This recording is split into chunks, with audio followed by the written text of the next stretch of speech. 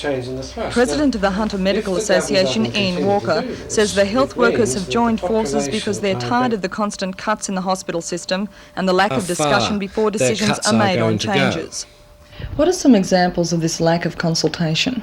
Well, I would say that the AIDS legislation that Premier talked about a few weeks ago, which I think the Labour Party is now coming to realise was bad news from the beginning, is a typical example of the Cabinet making a decision in isolation without any consultation with the medical profession at all.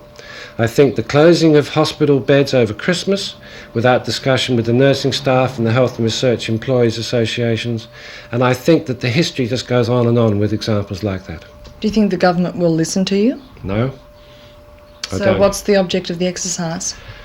I believe that the population must start to mount some pressure to say that we wish to be informed as to exactly what's happening to our public hospitals, that we wish to know why the government is making a change, why the government is saving money in the hospital sector and throwing more and more people out of the public hospitals into the private hospitals.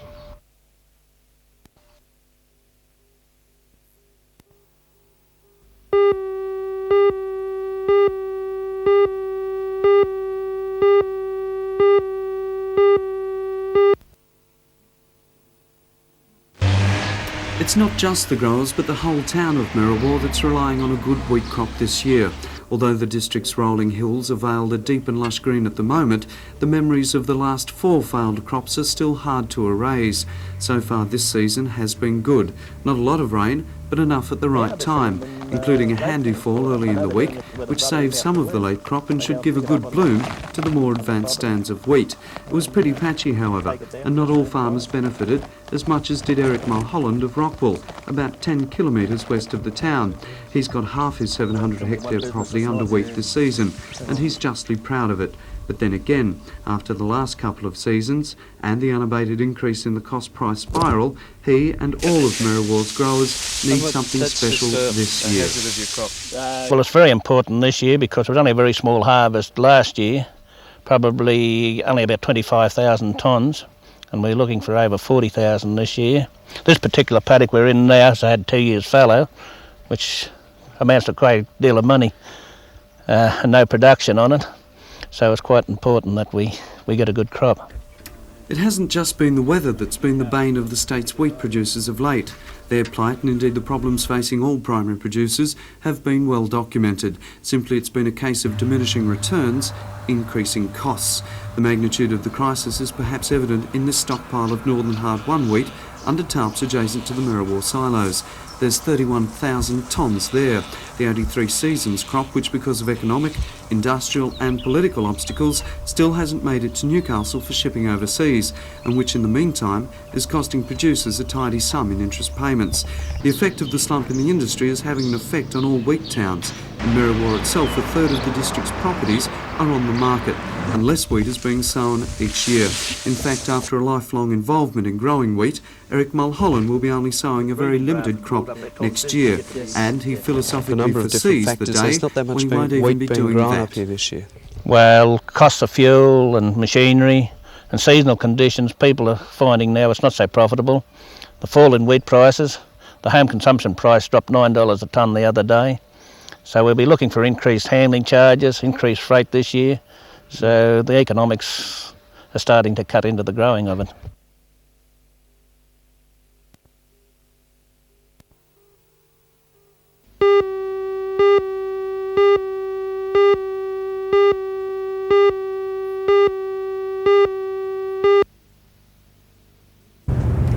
There are 2 new additions to Newcastle's bowls front line, competing in reserve team for the first time. Well, on Monday we'll be travelling down to Sydney to play in the state reserve team against Tasmania to give them a practice match before they take on the state side. The interstate reserve game is a stepping stone to state selection, which will be played later next week. The state Test series against Tasmania, which they play 3 tests in Sydney at 3 different venues. It's a competition that goes on throughout the states between each other and finally comes around to a national state championship. They play boys. And one of Newcastle's more seasoned players is Hamilton's Bob Fishlock, representing Australia next month. On the 13th of November we go to Hong Kong. Terry McCabe and myself representing Newcastle in the international affairs at Hong Kong. The Newcastle players will spend the next few days practising for the match against Tasmania for the rest of this week. And if their session today is any indication of their standard, they should do very well.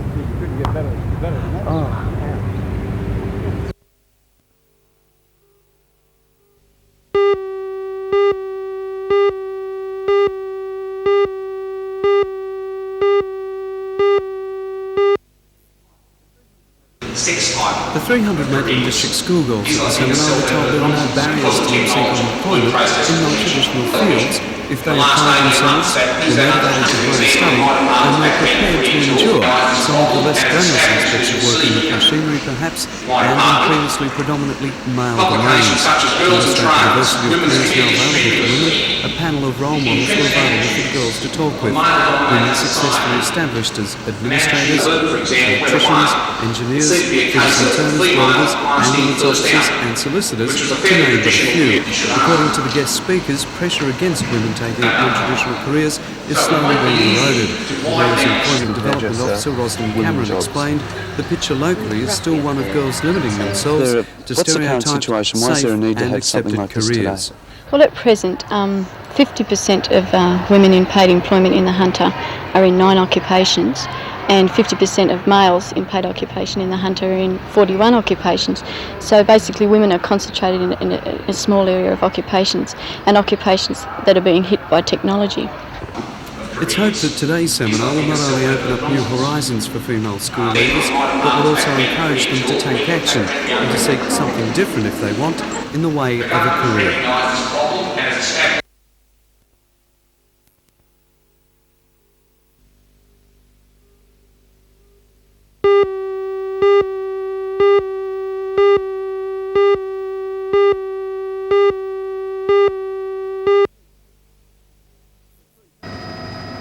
The 3,000-tonne Hoey line sent out a mayday at about 2:30 yesterday afternoon. It had been hit by a wave about 10 kilometres off the port of Newcastle, causing the ship's load of timber to shift and the vessel to roll alarmingly.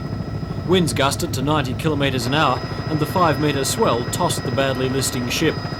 The HMAS Perth, which was taking part in the Coral Sea exercises nearby, was diverted to help. Several helicopters, including Westpac, Polair and the National Safety Council chopper, were called in, and the difficult task of getting the men to safety began. 2 dinghies were launched from the HMAS Perth, but several factors hampered the rescue operation. There's always a danger in that situation. When we attended there, the starboard gunwale was underwater, water was coming into the accommodation spaces, the engineer couldn't get down into the engine room, there was water in the engine room. The skipper did the right thing and looked after his crew, protection of life first of all. There was danger to the Navy clearance divers because of the sea conditions and the weather that was experienced at the time. Then also after the crew were in the raft and we were trying to get them on board the police launch, the raft became whole and the raft at one stage appeared as though it was going to go down with the whole crew still trapped inside, and we had great difficulty in extracting them out of the raft and getting them on board the police launch. By 3:45 yesterday afternoon, all men had been accounted for and brought into the safety of Newcastle Harbour by the police launch Doyle.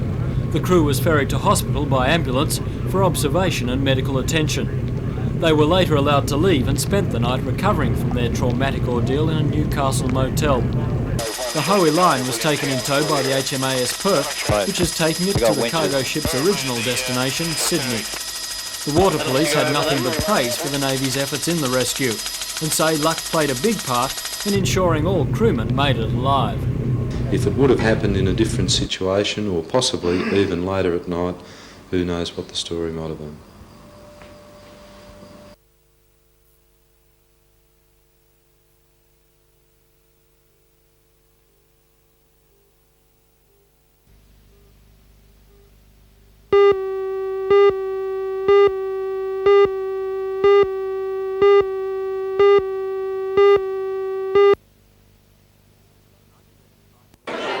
The 1985 Electricity Engineering Conference began at the City Hall last night with the opening of a display by electrical engineering manufacturers.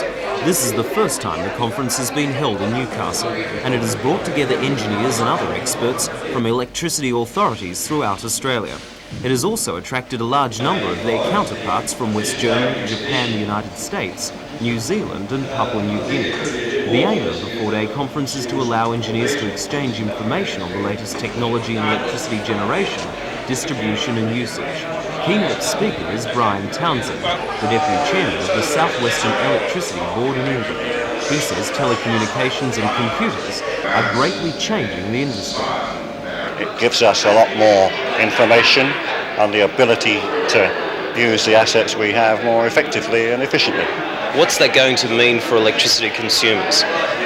Well, it means because our business is to provide electricity, all of us, as reliably and as cheaply and as economically as we possibly can. So it must help, it does help in containing the costs to the customer, keeping the costs down and providing an efficient and reliable supply. And we all learn from each other in doing that.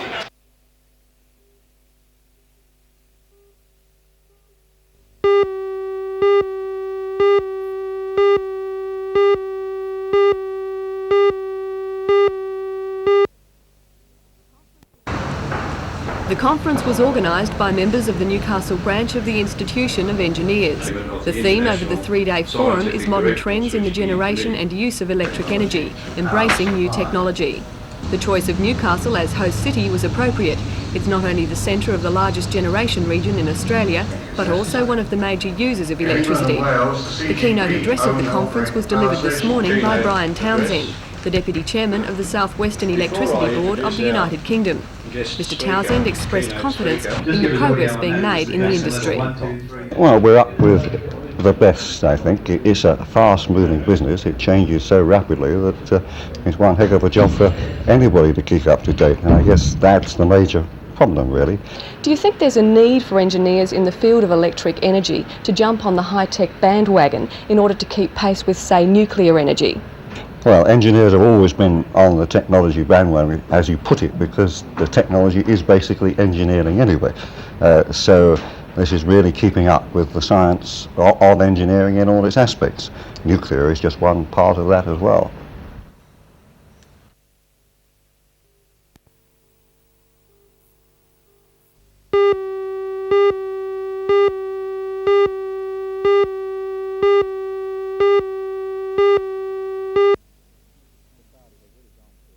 Society has really gone through a major change in the last 10 years, and I don't know that people are recognising that the change has occurred.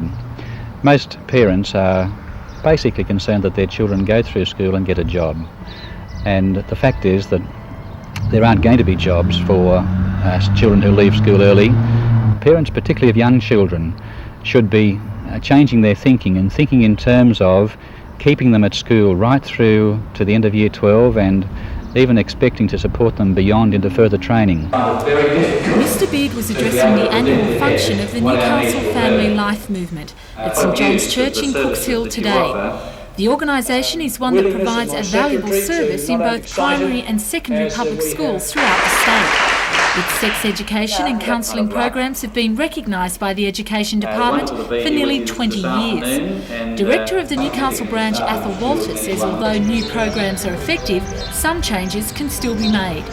It is effective in as far as it goes. I think that there is a lot more to be done. I think that both for an organisation like ourselves and also for the Education Department, there is a long way to go. One of the big difficulties is changing parental attitudes to allow these things to be taught in schools.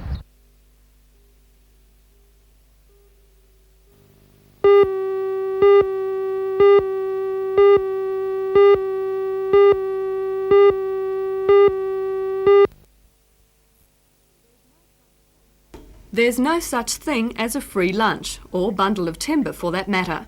When the stricken cargo ship, the Ho Lin, lost 518 bundles of timber off Newcastle on Sunday, Water Police issued a warning to boat owners to beware of the semi-submerged timber.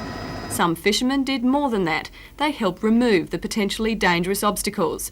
That captured the interest of Newcastle customs officials. They've estimated that fishermen and trawling operators have retrieved 100 bundles of the timber, all subject to duty. Customs officials in Canberra say the fishermen have been accepted as the owners of the timber, but that the timber itself is still considered an import.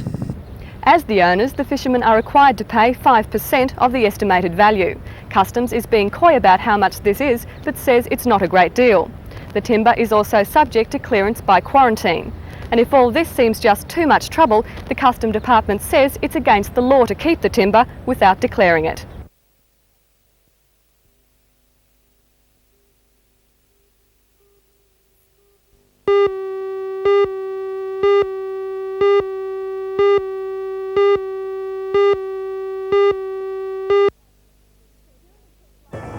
Security kits like this are being circulated to petrol stations in Newcastle and the Hunter. Together with a $10,000 award from the oil industry, they form part of a concerted campaign to reduce the number of armed hold-ups at service stations. I'm Helen Hughes. I'll have a full report on the new campaign in NBN's Hour of News tonight at 6.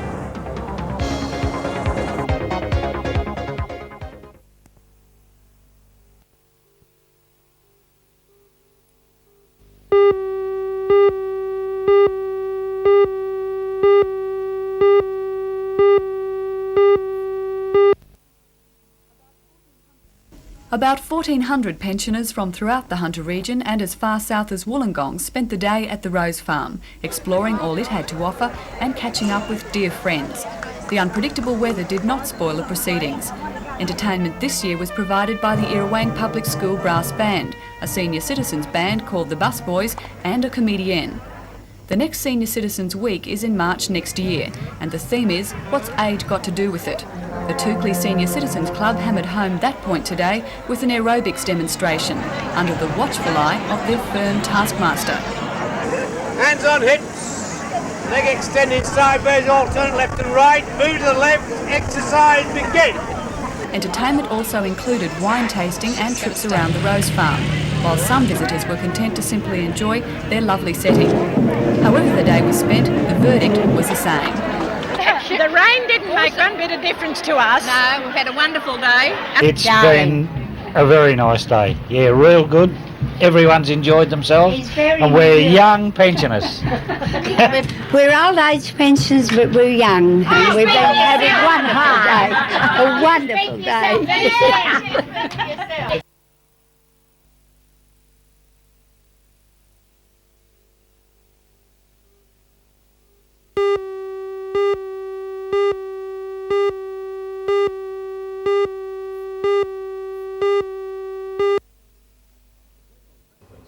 The General President of the Miners' Federation, John Maitland, says details of the claims will not be made public until employers have considered the log.